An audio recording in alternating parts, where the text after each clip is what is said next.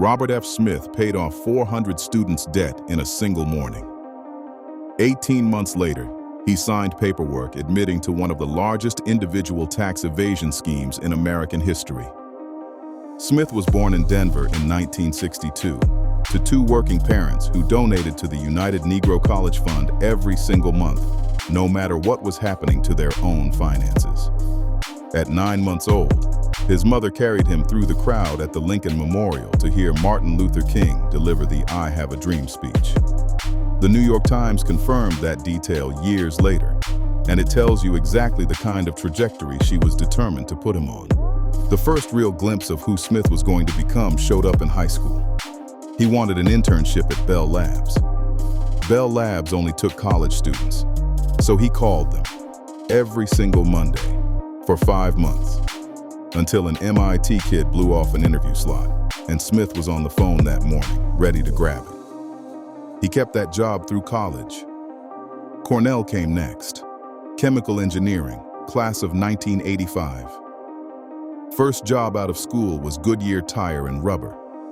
Then Kraft General Foods, where he picked up 2 US patents and 2 European patents, all of them for coffee filtration systems. And here's the part the philanthropist profiles always skip, because it doesn't fit the inspirational arc. That detail tells you exactly how Smith's brain works. He's not an MBA who happened to learn engineering. He's an engineer who decided to learn finance. Columbia handed him the MBA in 1994. Goldman Sachs hired him the same year into tech investment banking. New York first, then San Francisco, where Smith became the first person in Goldman's SF office focused exclusively on mergers and acquisitions for technology and software companies. That sounds like a footnote until you understand what was about to happen. The enterprise software M&A market was about to detonate, and Goldman had effectively handed him the sandbox. By the time he walked out the door, Smith had advised on more than $50 billion worth of deals involving Apple, Microsoft, Texas Instruments, eBay, and Yahoo. And here's where it gets strange. Somewhere in 1997, while Smith was still at Goldman, he met a Houston software CEO named Robert Brockman, the founder of Reynolds & Reynolds, the automotive software giant. The two of them worked closely on the potential sale of Brockman's company. That sounds completely unremarkable, until 3 years later, Brockman hands Smith more than $1 billion to start Vista Equity Partners, his own private equity firm. Smith was 37 when Vista Equity Partners launched in 2000. San Francisco office, Robert Brockman as the anchor limited partner. And the thesis was almost embarrassingly simple. Most of private equity at the time was chasing glamorous deals, the kind that get covered in the Wall Street Journal. Smith wanted the opposite: boring enterprise software companies, the kind that sell workflow tools to mid-sized accounting firms, scheduling software for municipal governments, compliance platforms nobody outside the industry has ever heard of, predictable money, brutal switching costs, customers who couldn't leave if they wanted to. He bought them cheap, ran them harder, sold them at a profit, and he did this hundreds of times. Here's the part that should not be possible.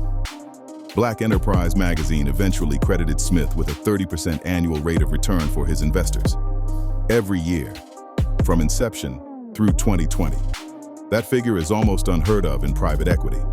Vista's flagship fund pulled in $16 billion in September of 2019, making it the largest technology-focused fund any independent private equity firm had ever raised at that point. Today, Vista manages $107 billion, employs around 700 people, and has closed more than 650 transactions worth over $350 billion in aggregate value. That's the public story, and it worked. Smith joined the very small group of black billionaires in America, though as of the 2026 Forbes list, he sits at around $10 billion, just behind David Stewart, the founder of Worldwide Technology, who tops the American ranking at 12.4. In January of 2016, Cornell renamed its chemical engineering school after him. Carnegie Hall made him chairman. He became the first black signatory of the Giving Pledge, the agreement among ultra-wealthy individuals to give away at least half their fortunes during their lifetimes. In 2015, he married a former Playboy Playmate of the Year named Hope Dworacek, his second marriage, and he now has 7 children between both unions. All of that is real, but that's only half of what was going on. In the same year, Vista launched 2000, Smith also quietly set up two entities almost nobody outside of his immediate legal circle would know about for the next 2 decades. A trust in Belize. He called it the Excelsior Trust, a shell company in Nevis, Flash Holdings. According to the Department of Justice statement of facts that Smith would eventually sign, he used third parties to conceal his beneficial ownership and control of both. And over the next 15 years, he routed at least $200 million in taxable income through them. Both Smith and Brockman would later be named in the 2021 Pandora Papers leak that exposed similar offshore structures worldwide. Hold that number, it returns. Sunday morning, May 19, 2019, Atlanta. Smith stepped up to the podium at Morehouse College's commencement to deliver the keynote address to roughly 400 graduating seniors. 4 months earlier, he'd already committed $1.5 million to the school through his Fund II Foundation. That morning, he was scheduled to receive an honorary doctorate. Morehouse's president, David Thomas, had no idea what was coming. Neither did anyone in the audience. The line that broke the internet was this: "On behalf of the 8 generations of my family that have been in this country, we're gonna put a little fuel in your bus. This is my class, 2019, and my family is making a grant to eliminate their student loans." Nobody moved at first. The disbelief took a few seconds to clear, and then 400 young men launched out of their seats and started screaming. Smith stayed at the podium and added a line that quoted Dr. King. When Dr. King said that the arc of the moral universe bends toward justice, he wasn't saying it bends on its own accord. It bends because we choose to put our shoulders into it together and push. The on-the-day estimate was $40 million. Several months later, when the newly established Morehouse Student Success Program had actually cataloged every loan in the class, the final tally landed at $34 million. And here's the detail that matters. That number includes the parent loans. The original pledge was for the graduates themselves. The decision to also wipe out the loans that their parents and guardians had taken out to put them through Morehouse came from Smith personally. President Thomas told reporters it was all driven by Robert, who took his time to dig in and understand the issue of debt to finance student education. One of the graduates was a business administration major named Elijah Dormius, walking out of Morehouse with $90,000 in debt. He told the Atlanta Journal-Constitution, "If I could do a backflip, I would. I am deeply ecstatic." The story went global inside of hours. Alexandria Ocasio-Cortez tweeted that the class of 2019 had just become a natural experiment, and that researchers should track these students for the next 10 to 15 years to see how their life choices diverged from their debt-burdened peers. Smith was being called the most generous philanthropist in modern American history. The moment fed straight into a brand he'd been building for years: $20 million to the Smithsonian's National Museum of African American History and Culture, the Fund II Foundation he'd launched in 2014, the Giving Pledge signature, and the building at Cornell with his name on it. But it gets worse, because 16 months later, the same federal government that had been celebrating his philanthropy issued a press release describing him as a person who had committed serious crimes. October 15, 2020. The Northern District of California's United States Attorney's Office, led by David L. Anderson, announced that Robert F. Smith had entered into a non-prosecution agreement with the Department of Justice. In exchange for cooperating with ongoing federal investigations and paying back taxes in full, Smith would not be indicted. The deal required him to hand over $139 million to the government, abandon $182 million in charitable contribution deductions, and serve as a witness against other targets. The statement of facts Smith signed laid out the entire scheme. From 2000 through 2015, he'd used the Excelsior Trust in Belize and the Flash Holdings shell in Nevis to conceal taxable income paid into those entities. He controlled both structures completely and unilaterally, while presenting them to the world as independent foreign vehicles. The hidden income added up to at least $200 million. The evaded taxes added up to at least $43 million. Now here's the part almost no mainstream coverage mentions. The government's filings spell out exactly what Smith did with the untaxed money: a vacation home in Sonoma County, California, ski properties in the French Alps, and charitable contributions. That last item sits in the federal record in plain English. Some of the philanthropy that built Smith's public reputation was funded by income he had never legally paid taxes on. The main target of the cooperation deal was Robert Brockman, the same Houston software CEO who'd handed Smith over $1 billion back in 1997.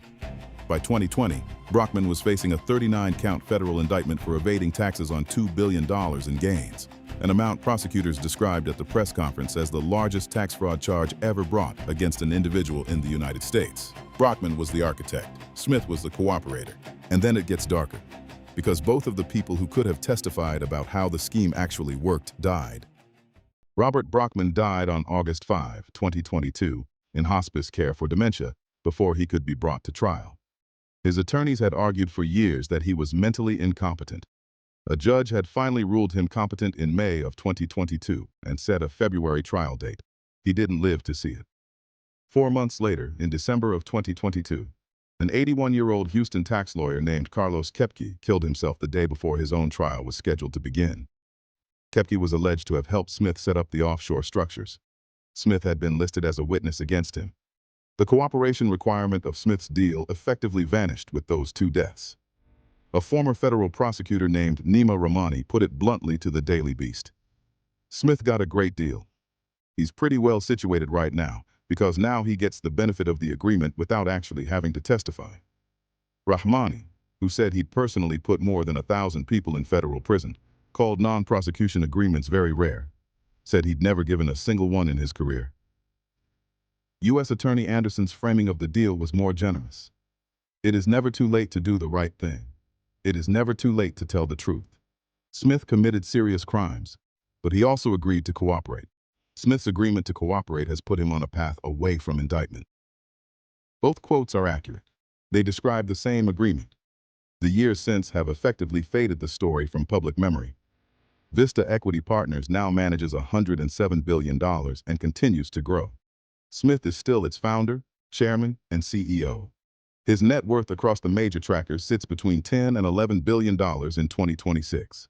The Robert Frederick Smith School of Chemical and Biomolecular Engineering at Cornell still bears his name. Carnegie Hall still calls him chairman. In May of 2026, his private credit fund made headlines when a single investor's redemption request hit the fund's quarterly cap. The kind of routine private credit news that tells you he's back to running a major asset manager without distraction. Mainstream profiles still lead with Morehouse. The Today Show ran a segment praising him as a billionaire philanthropist paying it forward, and didn't mention the tax case at all. The 400 students whose debt he erased got on with their lives. The Student Freedom Initiative that grew out of the original gift is still up and running, offering income-contingent education financing to STEM students at minority-serving institutions. But here's the thing, all of it happened. The man who stood at that podium at Morehouse and quoted Martin Luther King is the same man who, 20 years earlier, signed paperwork forming a Belize trust and a Nevis shell company to move $200 million off the United States tax rolls. The 400 families whose lives changed that Sunday in May of 2019 are real. The $139 million settlement signed in October of 2020 is also real. Both numbers exist in the same federal record, and a portion of one paid for the other. What you do with that contradiction is up to you. Smith is still running Vista. The building at Cornell still has his name on. And the story most of the world remembers about him is the one that ended with 400 young men on their feet, screaming, while a man who would soon admit to one of the largest individual tax evasion schemes in American history smiled at them from the stage. Before you click this video, did you know about Robert F. Smith's tax case, or only the Morehouse moment? Drop a 1 in the comments if you only knew the gift, a 2 if you knew about both. And if you want more stories where the philanthropy and the prosecution turn out to be the same story, subscribe. We go deep on this kind of thing every week.